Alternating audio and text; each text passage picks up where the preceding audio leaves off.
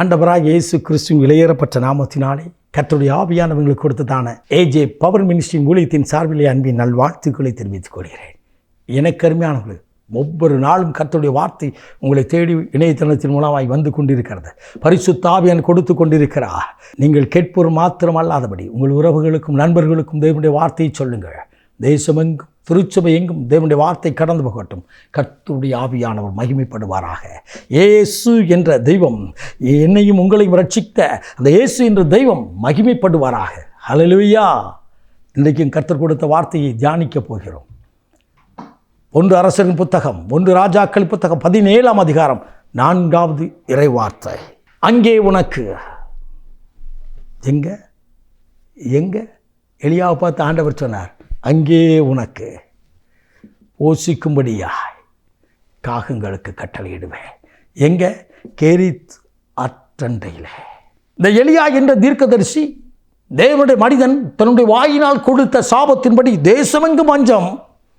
ஆனால் தேவ மனிதனாகிய எலியாவை போஷிக்க தேவன் ஒரு திட்டம் போடுகிறார், திட்டம் வைத்திருக்கிறார். உங்கள் மேலுள்ள திட்டங்கள் இன்றைக்கு நிறைவேறி தீரும். ஹல்லேலூயா. திட்டங்களையும் தீர்மானங்களையும் கர்த்தர் கொடுக்கிறவர் அல்லவா. எலியாவிடத்தில் கர்த்தர் சொன்னார்.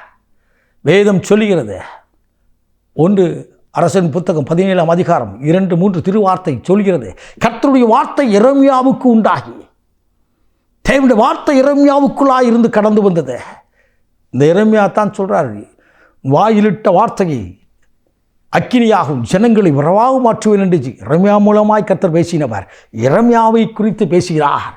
நீங்கள் ஒருவேளை நினைக்கலாம், நம்மளை கொண்டு ஊழியம் பண்ணுறாரு, நம்ம வாழ்க்கை எப்படி இருக்குத, என்னை கொண்டு ஆசீர்வதிக்கிறார், என் வாழ்க்கை எப்படி இருக்கிற. இல்லை, என்னை கேட்டுக்கொண்டு இருக்கிற அன்பு நண்பா, என் அன்பு தங்கச்சி, என் அன்பு தம்பி, உன்னை ஆசீர்வதிக்கிறவ, உண்மையில் கண்களை வைத்து ஆலோசனை கொடுக்கிறவ, உன்னை வழி நடத்துகிறவ, அவர் உயிரோடு கூட இருக்கிறவ. மோசே இடத்துல இஸ்ரவேல் ஜனங்களை வழி நடத்த அவனுக்கு முன்னதாய், ஜனங்களுக்கு முன்னதாய் அக்கினி ஸ்தம்பமாய் மேகஸ்தமாய் கடந்து வந்தவர் இன்றைக்கு உயிரோடு கூட இருக்கிறார். ஹல்லேலூயா. நாம் வாசிக்கிறோம் வேதத்தில் திருத்தூதர் பணிகள் அப்போஸ்தலர் நடபடியின் புத்தகம் 8ஆம் அதிகாரத்தில் பிலிப்பை குறித்து வேதத்தில் வாசிக்கிறோம். அவன் திரளான ஜனங்கள் மத்தியிலே சமாரியா பட்டணத்தில் கன்வென்ஷன் மீட்டிங் நடத்தி அற்புதங்களை செய்தவர். வெளிப்படத்தில் ஆண்டவர் சொன்னார், நீ வனாந்தரத்துக்கு போ, அங்கே ஒருத்தரை சந்திக்கணும். கர்த்தருடைய ஆவியான சொன்னதை கேட்டு அவன் கடந்து போகிறார். அப்படியானால் நீங்களும் நானும் ஆவியானவர் என்ன சொல்கிறாரோ அதை கேட்டு கடந்து வருவோம் என்று சொன்னால் வருடம் முழுதும் நன்மையால் நிரப்புவார். உன் வனாந்தரங்களெல்லாம் மாறி போகும். ஒரே பஞ்சமாக இருக்கே. எலியா, அங்கே உனக்காக காகங்களுக்கு, காகம் எப்படிப்பட்டது? திருட்டு கோணம் உள்ளது, கண்ணை உருட்டி உருட்டி பார்க்குறது. எல்லா சர்க்கஸ்லேயும் மற்ற பறவைலாம் பார்க்கலாம், மாற்று பார்க்கலாம், கொக்கு பார்க்கலாம், கிளி பார்க்கலாம். ஆனால் காகத்தை இந்த சர்க்கஸ்லேயே பார்க்க முடியுமா? காகத்தை லேசில் ஒரு மனிதன் அதை பழக்குவிக்க முடியாது. ஆனால் தேவனோ அந்த காகங்களை கொண்டு தேவன் போஷித்தார். தேவன் போஷித்தார். உன்னையும் போஷிக்க வல்லவர். உன் களஞ்சிகள் நிரப்ப வல்லவர். உன் கையின் பியாசுகளை நிரப்ப வல்லவர். இன்றைக்கும் வாழ்க்கை வனாந்தரமாக இருக்குன்னு நினைக்கிறாயா? கர்த்தருடைய சமூகத்தில் அமர்ந்து ஜெபி. கர்த்தருடைய ஆவியானவரை நடத்துவார். என்னை நடத்தும் ஆண்டவரை, நான் என்ன செய்ய சித்தமாக இருக்கிறேன், நான் என்ன செய்ய வேண்டும் என்று கேள். ஆண்டவர் அற்புதமாய் நடத்துவார். கடந்த சில ஆண்டுகளுக்கு முன்னதாக வருடந்தோறும் நடக்கிற அற்புத பெருவிழாவிற்கு ஆண்டவரை நான் என்ன செய்ய வேண்டும் என்று கேட்டேன். கர்த்தருடைய ஆவியானவர் சொன்னார், 1000 பேர் சாப்பிட்ற மாதிரி நீ ரெடி பண்ணுன்னு சொன்னார். நாங்கள் 1000 பேருக்கா? எப்படி ஜனங்கள் வருவாங்க?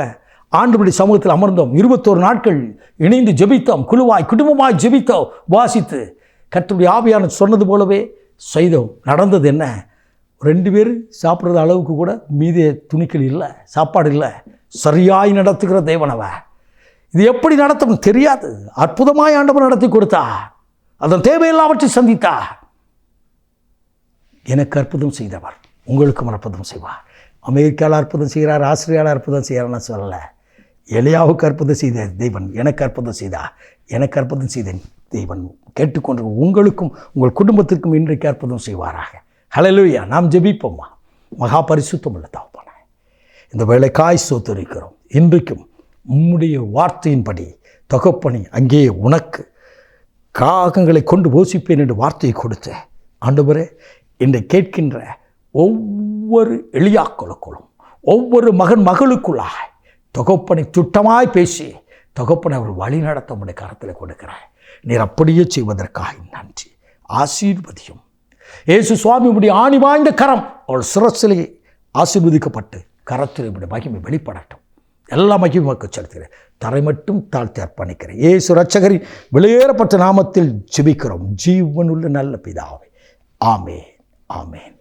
God bless you.